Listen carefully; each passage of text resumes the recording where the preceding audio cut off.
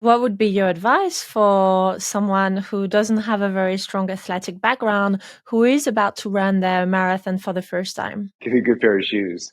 I always tell people start from the ground up. So invest in a good pair of shoes. Footwear technology has advanced so much in the past 5 years. So get a good pair of shoes and then never give up. I think running a marathon, especially for someone who's doing it the first time, don't set a goal like I want to finish in under 4 hours or 5 hours. Just say, I want to finish. Success to me today is just finishing, and commit yourself to that. Just saying, I will not stop until I reach the finish line. They're either going to take me out on a stretcher or I'm going to reach the finish line. Today's guest is Dean Karnazes, a living legend in the ultramarathon running world. Dean was named by Time magazine as one of the 100 most influential people in the world and has achieved many incredible feats of endurance, such as running 50 marathons in all 50 US states in 50 consecutive days. Dean has pushed his mind and body's boundaries to limits that are just quite hard to comprehend. He has won the world's toughest foot race, the Badwater Ultramarathon, where he ran 135 miles nonstop across Death Valley, the hottest place on earth. But Dean has also braved the coldest temperatures on Earth by completing a marathon to the South Pole. When many of us struggle to just get up and get through our morning to-do list, Dean runs a marathon before breakfast as part of his daily routine. And on a much more personal note, Dean is my running inspiration. Listening to his book all those years ago is how I started running. His love and passion for marathon races is contagious, and it has encouraged me to start my own marathon training. His books have not only been a source of inspiration and motivation for my runs, but also to run my life. I hope that you will enjoy today's show as much as I've enjoyed recording it, and that you will find the motivation and inspiration to put on your running shoes after the show or even while you listen to it. Enjoy the show. As one of the greatest endurance athletes of all times and one of the most accomplished ultra distance runner on earth, I would like for you to start off by telling us a little bit about your origin story. How did you develop that love and passion for running, Dean? It's funny. My earliest childhood recollections are running home from school when I was 5 years old. So I love to run. I remember how the air felt on my skin. I remember sitting in class in kindergarten, just waiting for the bell to ring so I could go running. And it was something in me that just desired to wander. I ran all the way until I was 15 years old in high school, competitively on our cross country team, and we won the championships. And I said, "That's enough. That's enough running. I'm taking my running career as far as I'll ever go." And I stopped running when I was 15.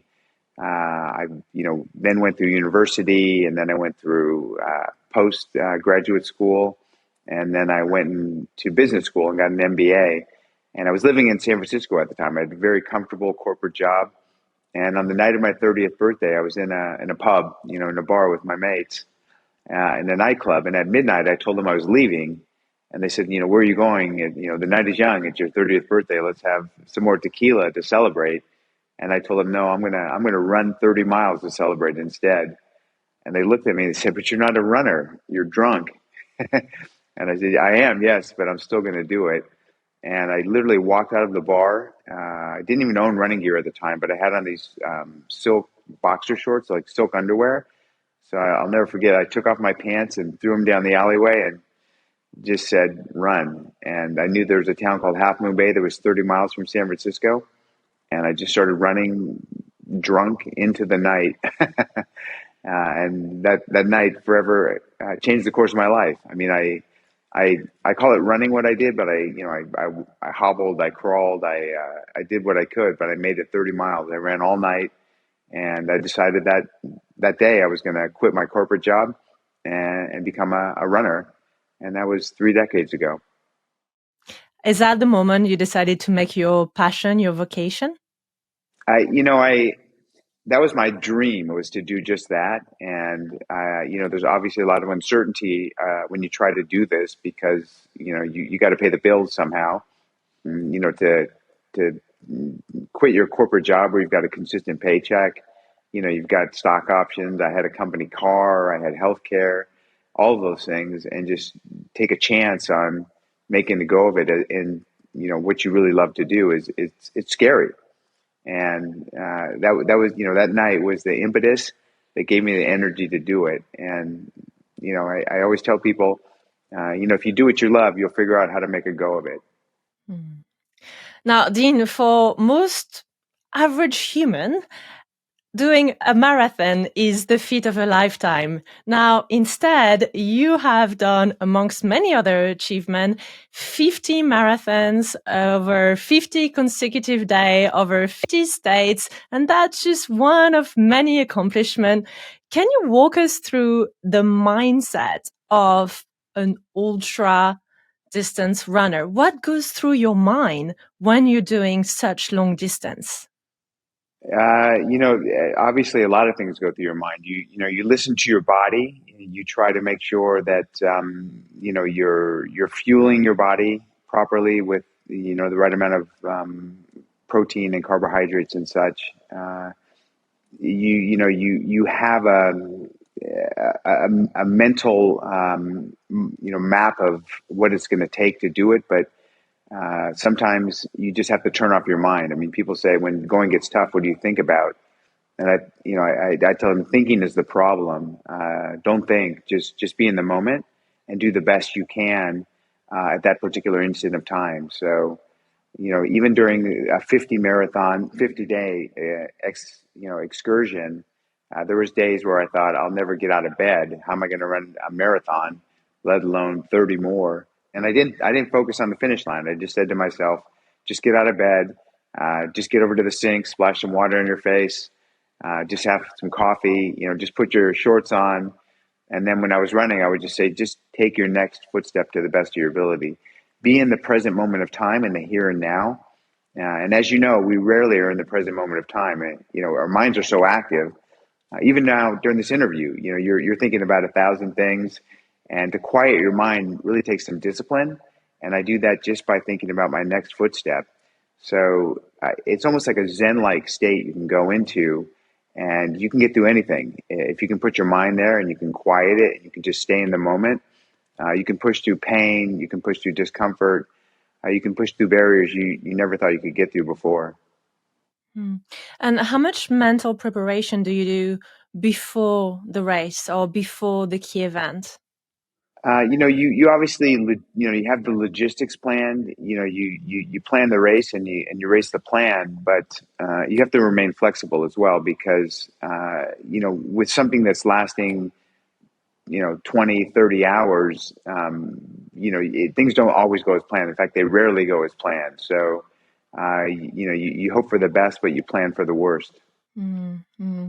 And I know you have been running in some of the Earth's toughest climates, going all the way down to the South Pole and going all the way to the Death Valley. Can you tell us a little bit about what running is like when you are battling such tough climate, and what has been the hardest for you? Was it to run in the heat? Was it to run in the cold? Can you paint a picture for us? Yeah, I mean, the South Pole is the coldest place on Earth, and Death Valley is the hottest place on Earth. So I love, running these extreme races in really extreme environments. Uh, there's an element of survivalism, of course, because you have to prepare as best you can for the elements, but you're going to be cold at the South Pole, and you're going to be hot at Death Valley. I love the challenge. I mean, to me, it's more than just running. It's adventure. And when things get tough, I always say to myself, enjoy the suck. So when the pain sets in, most people try to get over the pain. I don't. I celebrate the pain, and I welcome it, and I say, bring it on. This is great. Like, I'm so miserable. Have I ever been this miserable before? Could I get more miserable? I really embrace the misery, and don't hide from it. Don't run from it. Just confront it and celebrate it. So in this moment, what are you looking for? What is the motivation? What is the fuel? What do you tell yourself? It's somewhat animalistic. There is certainly an element of survival. I mean, your body is on the verge of collapse. Trying to keep your mind present, trying to keep moving forward. It's just a great challenge, and to me, uh, perseverance comes from persevering. You learn how to persevere through putting yourself in these situations. Endurance comes through enduring. So a lot of it has to do with experience. Knowing how far you can go and still keep going, and having that base of experience to draw upon is really helpful, because I think a lot of people, when they experience the kind of pain that I experienced, they think, "Oh, I can't keep going. Like, I've got to stop." And I realized, most of the restrictions we place on ourselves are in our head. It's both mostly a mental battle versus a physical battle. Mm. And could you perhaps tell us a little bit more about one of the greatest battles you had to face and greatest challenge you had to overcome? Yeah, I mean, there's a race called the Badwater Ultramarathon, which is from the lowest point in the Western Hemisphere, which is Badwater, to the top of the highest point in the contiguous United States, which is Mount Whitney. And it's 135 miles between the two. And the first year I tried it, my crew vehicle broke down, so I had no support. I became extremely dehydrated, very delusional. And I remember seeing an old miner 49er, like a gold miner, like from California.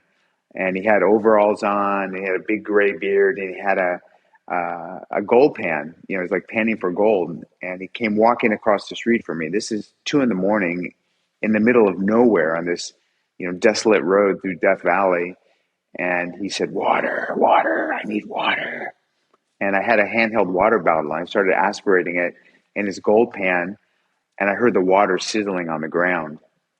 And I reached out to touch him, and it was a hallucination. So I remember hallucinating like that. Then I saw dinosaurs off in the distance in the desert, big dinosaurs running alongside me. And then the next thing I know, I woke up in a bed, and I thought, "What's going on here?" My crew, they fixed the vehicle, and they came looking for me, and they found me passed out on the roadside. I collapsed, and they put me in the car, and they drove me 3 hours to the nearest hotel, and they put me in the bed, and they turned on the air conditioner, and I was, I'd been asleep for 3 hours. And so then you wake up, and how do you get up again and go to the next race? Because I know that you've been running since then. So tell us about that. Yeah, a lot of people hear the story. They think, "Wow, you're lucky you didn't die. I'm sure you never did anything like that again." And my mindset was just the opposite. I said, "Oh, I didn't finish. I've got to go back next year and train better and prepare better to finish this race." So I just thought I had unfinished business, and signed up for the race next year, and went and finished it the next time around. And I know you have quite a unique take on recovery, and that you are an ambassador of active recovery as opposed to passive recovery. And that's something that I greatly admire about you. Could you perhaps indulge us a little bit and tell us about your recovery protocol and your beliefs around recovery? Yeah, some of the things I do are counterintuitive. I always tell people, the day after a big race, to go running. and people wonder, I just ran, a marathon or an ultra marathon. Why were you telling me to go running? I shouldn't say running. I should just say moving. So I always encourage people to go out and move, run for a mile or two, or 3 or 4 kilometers, just to get the blood flowing. And again, it's not fast running. It's shuffling along. It's just moving versus sitting on the couch. I think the worst thing you can do is just sit idle after an event like that. So I found that active recovery works best for me. And I also drink a lot of water. So I encourage people to really flush out their system by drinking a lot of water. The other thing I rarely do is sit down. I mean, you can see even now I'm standing up as we're doing this interview. So I have this commitment from the moment I get out of bed in the morning until the moment I go back to sleep. I try never to sit down, and I think that really helps because I'm a writer as well, and I'm writing almost all day, and to be standing up versus sitting down, I think is really helpful. Do you spend any time sitting down at all, or you just avoid it? I'm curious. I mean, yeah, I drive the flight crew crazy on long airplane flights because I'm just up and down the aisle constantly. But the only time I sit down is when I'm in a car or on a plane when I have to sit down. But other than that, I try to schedule all of my meetings as walking meetings. I think that we're much more productive when we're walking. Aristotle, his students were called the peripatetics, the wanderers, because he used to teach class as he was walking. He said that motion stirs emotion, and I really think that some of the best meetings I've ever had have been, walking and discussing business. And could you perhaps tell us a little bit about how important your Greek heritage is to your career as a runner? Yeah, being Greek, is it kind of is part of my DNA to be a runner. I don't know if you know the history of the marathon, which was Yes. here in Greece, where I'm now living, in 490 BC. Yeah, so it was after a battle, and the ancient Greeks used to have a class of citizen called hemerodromi, which were essentially all day runners, and these were foot messengers, and they trained as endurance athletes because the Greeks found that a trained runner could outrun a horse in the hot and mountainous terrain of southern Greece.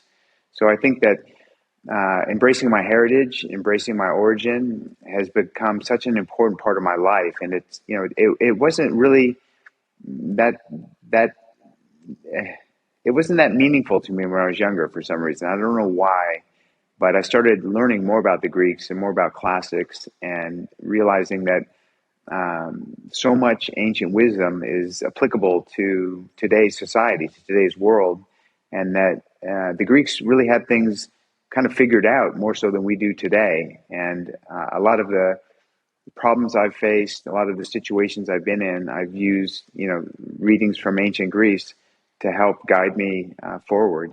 So it's been a very meaningful and important part of my life over the past decade, I would say. And considering how important movement is to you, how do you feel about the corporate sedentary culture that somehow promotes a working all hours of the day, sat down at a desk, 14 hours a day, then recovering on a sofa, then going to bed, then taking the train, and basically you spend 16, 18 hours sat down or laid down. How do you feel about that, Dean? And what would be your one message to get on your feet? I think making health and wellness a priority in your life, as important as any other priority, is really essential. If you don't have your health, you don't have anything. And I know people that don't have much but are healthy and physically active, and they're very happy. And I know people that have a lot, wealthy people that are overweight and maybe have diabetes or high blood pressure, and they're miserable. So I think that it all starts with health. I think once you have your health, you can do other things, but without health, uh, life is just not as the quality of life is just not as good. And I know that it's for someone who's trying to scrape by a living paying the bills, this is kind of a message that they say, I can't, how can I possibly exercise? I'm so busy. You just have to make it a priority. We're all busy, and to carve out time for fitness is really important. And the other thing is, I do these HIIT training throughout the course of the day, so you don't have to like go to the gym for an hour or go for a run for an hour. You can incorporate fitness in your daily routine so that it's part of who you are. And I always tell people, stand up if you can at your work, do sets of push-ups or pull-ups or sit-ups during the course of the day. So be active throughout the entire day. Don't just say, I'm going to go to the gym for an hour and then I'm done with it. View yourself as trying to be the best animal you can be in everything you do. And I know, Dean, that you speak a lot at large organizations, that a lot of your clients include very well-known investment banks and high-performing organizations worldwide. How do you find that your lessons from running translate into high performance in the corporate world? I think certainly the theme of overcoming obstacles, dealing with adversity, persistence, perseverance, those are all themes that are so applicable to business. And you learn these things firsthand through running. It teaches you that, really you're better than you think you are, and you can go further than you think you can. So I think that, those lessons have been invaluable. And, I always tell people that you should run a marathon. And I tell business people this all the time. And they think, oh, I could never do that. Like someone else could do it, but I could never run a marathon. And I tell them that's why you need to do it, because you prove to yourself you can do something you thought was impossible. And it just opens up possibilities to you in other elements of your life. And what would be your advice for someone who doesn't have a very strong athletic background, who is about to run their marathon for the first time? Get a good pair of shoes. I mean, literally, I always tell people start from the ground up. So invest in a good pair of shoes. Footwear technology has advanced so much in the past 5 years. Uh, so get a good pair of shoes, and then, never give up. I think running a marathon, especially for someone who's doing it the first time, don't set a goal. Like I want to finish in under 4 hours or 5 hours. Just say, I want to finish. Success to me today is just finishing, and commit yourself to that, and just saying, I will not stop until I reach the finish line. They're either going to take me out on a stretcher, or I'm going to reach the finish line. And and also when you get to the finish line, when they put that medal around your neck, it's a moment you'll never forget. It'll bring tears to your eyes. Your knees will wobble, and it's just a glorious moment. And once you've run a marathon, you're a marathoner for the rest of your life.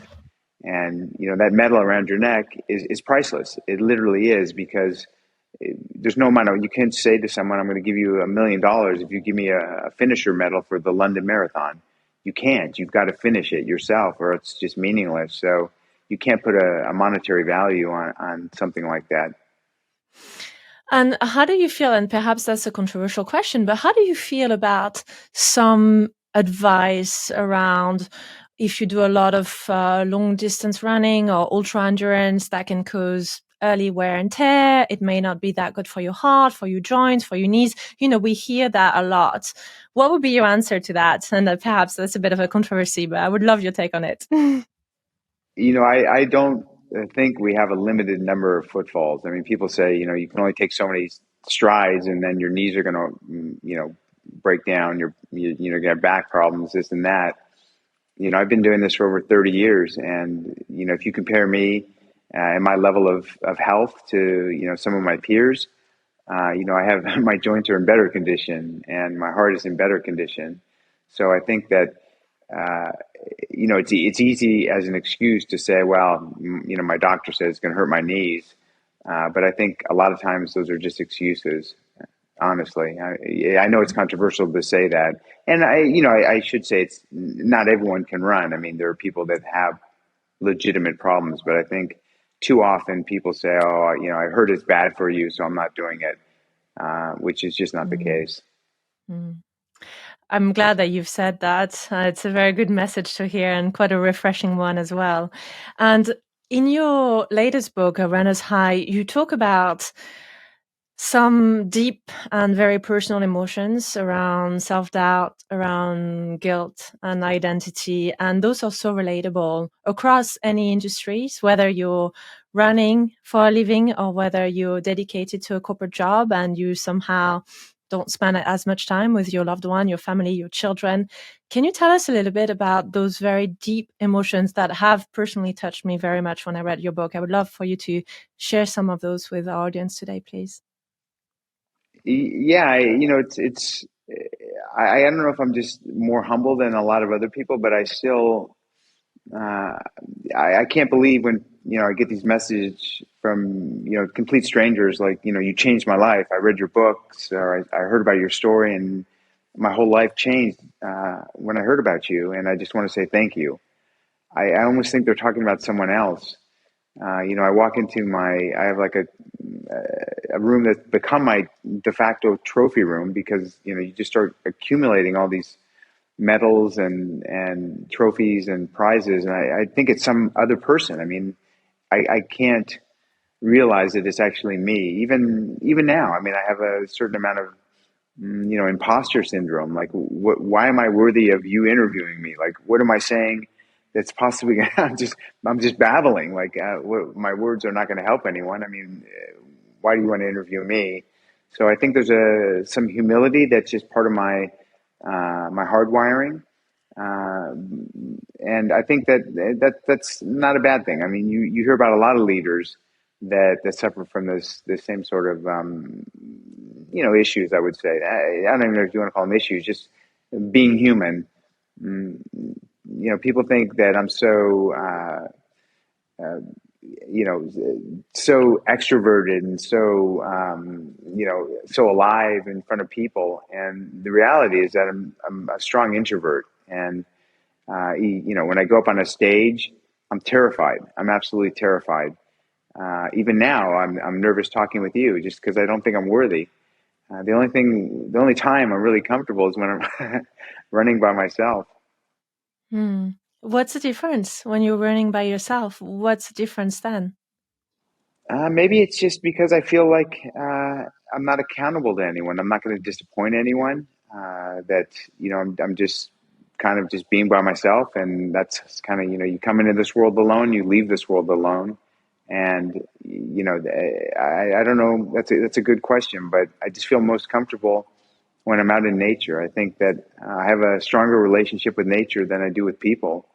I think that most of us, there's a bit of nature deficit in humanity right now. I mean, very few people spend an entire day outdoors, and I think that that's where we came from. And to me, to run an ultra marathon where you're out in the wilderness for 24 hours, you're watching the sunrise, you're watching the cycle of the day, you're watching the sunset, you're watching the moonrise, and then you're watching the sunrise on the next day, all outside in nature.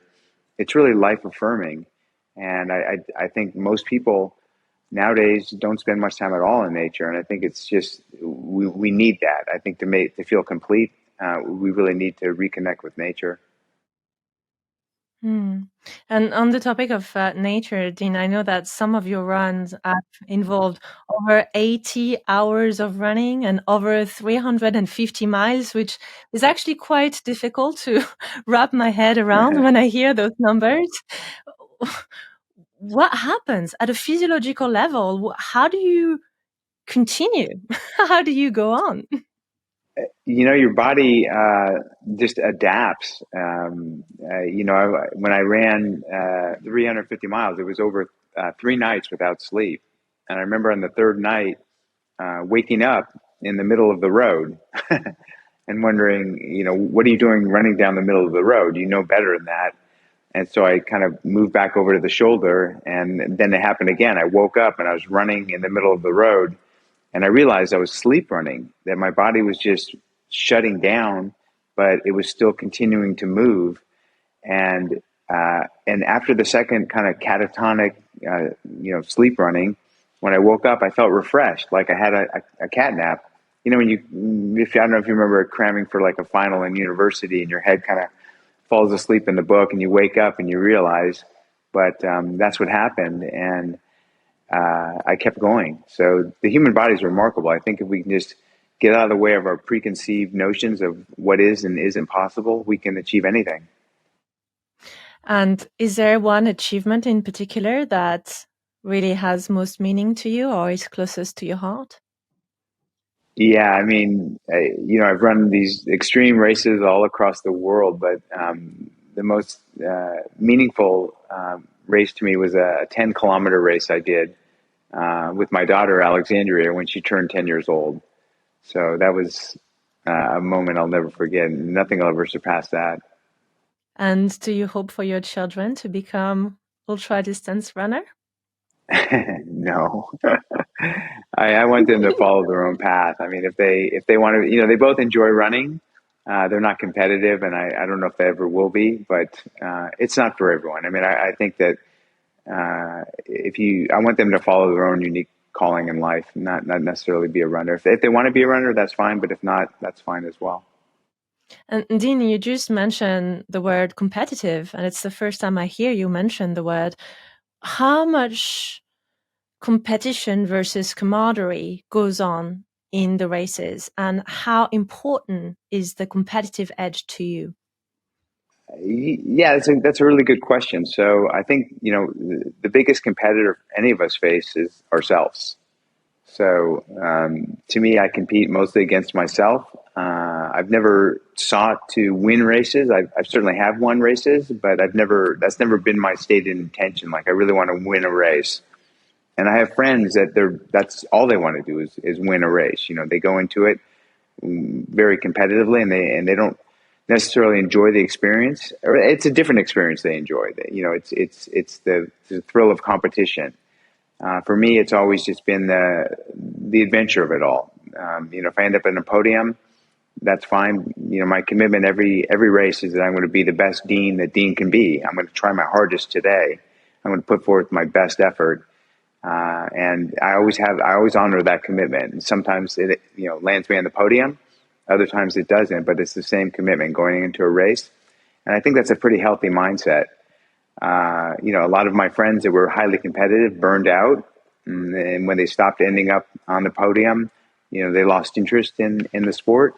Where for me, I'm still as passionate about running as I was the day I began.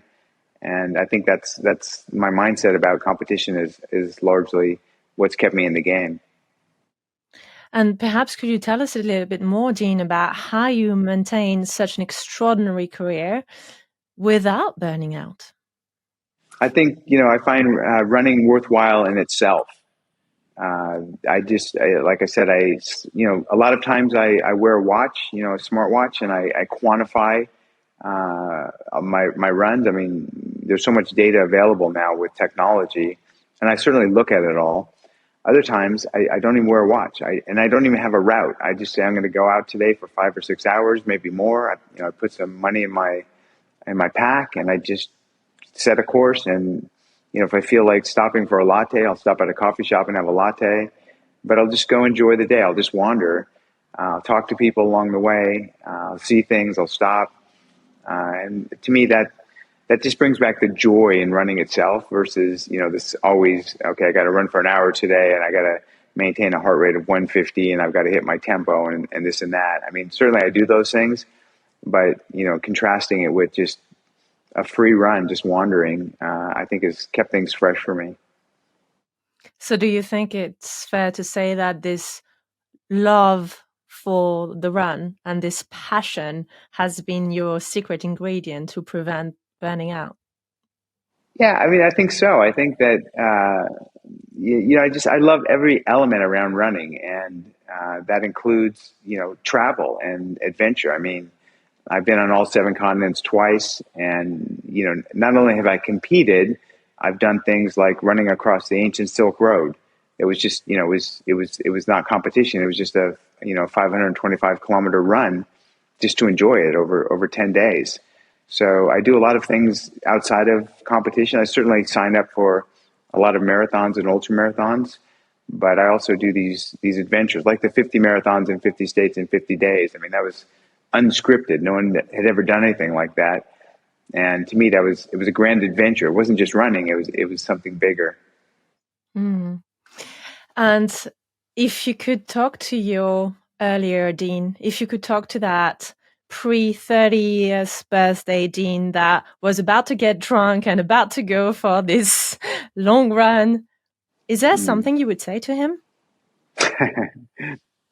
I would say buy Apple stock when it was $6 a share. That's a good That would make my message. life a lot easier. And anything Yeah. else relating to your love for the sports? I think I would embrace my heritage a little bit earlier, and really celebrated my Greekism at a younger age. But that being said, maybe it was because I waited so long to discover, who I was, that it has been so impactful and meaningful in my life.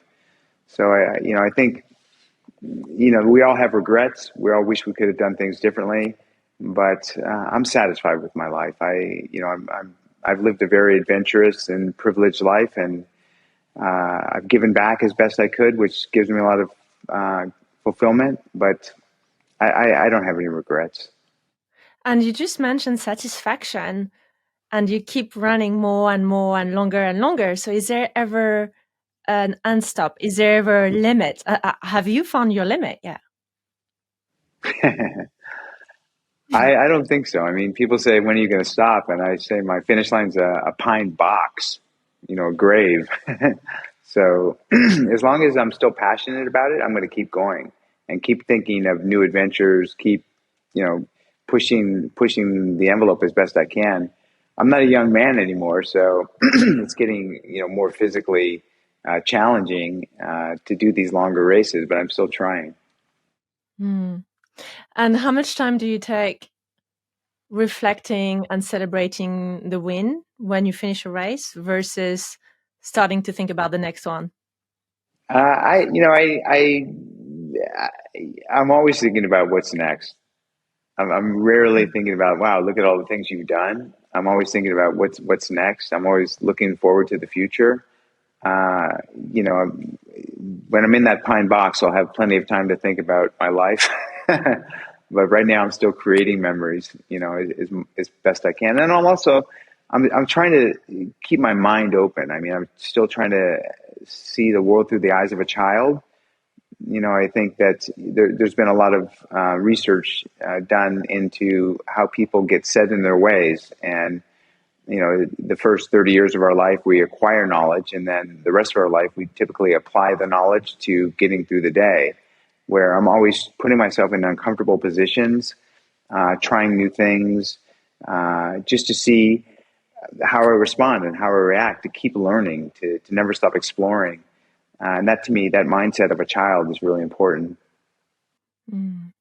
Dean, I'm incredibly grateful that you've taken the time today to share your beautiful insights. And what has touched me most is your humility throughout this conversation. And it especially struck a chord because I'm one of those people whose life you changed. The reason I started running is you. So Mm. it's very special for me to have you with me today, and to meet someone that has inspired me so very much. I run with your book in my ears, and thank you. I didn't know these things, and it's been a wonderful conversation. You seem so authentically engaged in the conversation, and now I understand why. Because we're kindred spirits. I mean, you know what it's like to suffer, and I think shared suffering brings people together. You know what difficulties like. You know what hardships like, because you face these things, and you face the same emotions I faced, and we're brought together by that. So it's been a pleasure, and I hope we can share some footsteps together one day. Oh, that would be my dream. Just the come thought to of it. Greece. Yeah, come to Absolutely. Greece and we'll run the Athens I Marathon. Yeah. I'll be on a flight. Absolutely. I would love that. Can I ask you one last question? Where would you like our audience to connect with you? What is the best way to get into your world? just just type in my name in Google. Someone said if you type in Dean, I'm the first Dean that pops up. So I've got a website. I'm on social media. Probably Instagram. I'm most active on, but I'm not hard to find. Yeah. And check out one of my Okay. books. I've got 5 books. If you need some motivation, some energy, and hopefully they're fun to read. Hopefully there's a little bit of levity and adventure and comedy in them. I will make sure to put the books in the show notes. Can you give our listener one motivational mantra to put their running shoes on and go running right after this episode? One thing.